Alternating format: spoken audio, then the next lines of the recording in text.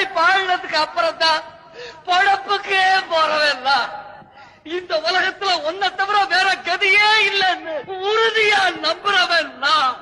ஒவ்வொரு கிருத்திகைக்கும் உன் கோவிலுக்கு வந்து உன் திருமுகத்தை பார்த்ததுக்கு அப்புறம் தான் பச்சை தண்ணியே குடிக்கிறவன் நான். இப்ப சொல்றேன், உள்ளன்போடு உன் மேல பக்தி செலுத்துறவங்களே, பட்சத்தோடு வெற்றி தருளும் பரம்பொருள் நீங்கிறது உண்மையானா? பக்திக்கு விரதத்துக்கு கட்டுப்பட்டு கருணை காட்டி காப்பாற்ற கண்கண்ட கடவுள் நீங்கிறது உண்மையானா? இப்ப இந்த இடத்துல என் முன்னால வந்து நில்லு, உன் திருமுகத்தை காட்டு.